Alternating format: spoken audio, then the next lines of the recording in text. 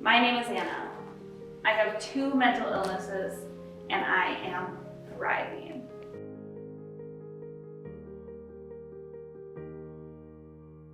I'm in a job that I love and I'm really good at.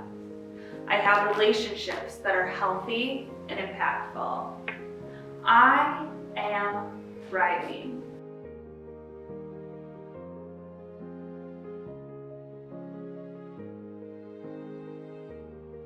It always felt like there was this fire inside of me that pushed me to do more, that motivated me. And it just felt like that fire just went away.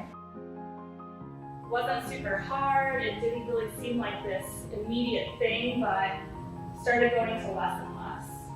And it makes sense, right? When somebody's juggling so many balls in the air and all of a sudden they take a step back, it seems normal that they need a break. Obviously, I needed some time for myself to take care of myself. But what happened was, it went from doing what was expected of me to doing the bare minimum so that no one would know that I wasn't okay. I remember laying in my bed crying, thinking, this isn't me. This isn't who I am. So why can't I just get up and go? Why am I just laying here crying?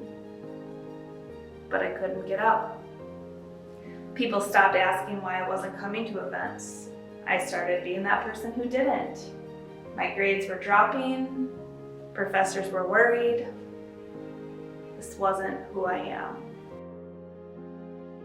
The thing is that a lot of people don't think about mental illness when they think about someone like me. Even when I was first diagnosed, I didn't believe it. Someone like me doesn't have mental illnesses. But what I realized is that just like with physical health, we need to keep our body healthy, mental health is just keeping our minds healthy. Now, not to brag or anything, but in high school, I was really cool. It's just no one knew about it. And the thing is that I know I could sit here and tell you about how cool I was in high school, but I thought rather than that, I would show you. So this is in my glory days, I went through a gothic phase, dyed my hair red without my mom's permission, once purple. So luckily for me, I actually grew out of that goth phase almost as quickly as I grew into it. I headed to the University of Minnesota Duluth to pursue an undergraduate degree in business, and I got to kind of start over.